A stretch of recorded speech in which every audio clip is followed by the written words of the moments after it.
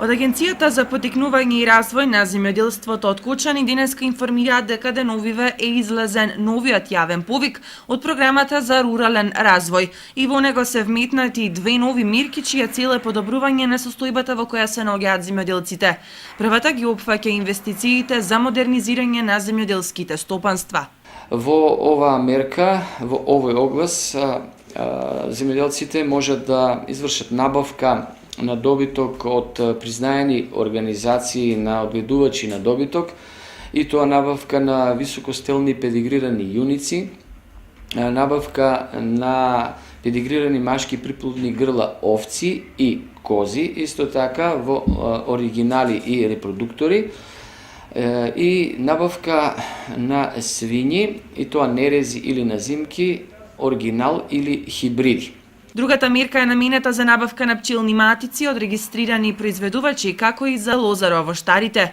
Во оваа мерка влегува и набавката на современа опрема за насади со пченка и фуражни култури. Во оваа мерка можат да поднесат барање за подигање на нови лозови овошни насади од медоносна флора и на нови површини, во кои што ќе влезат подигнатите лозови насади од 1 јануари до 31 декември 2014 година. Значи, овде станува збор за предходно планирање, предходно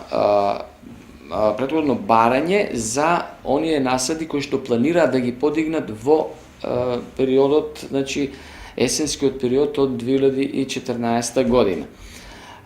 Исто така, во оваа мерка се опфатени и барања за поднесување за набавка на опрема за систем капка по капка за насади со пченка и фуражни култури, и исто така бунари за наводнување.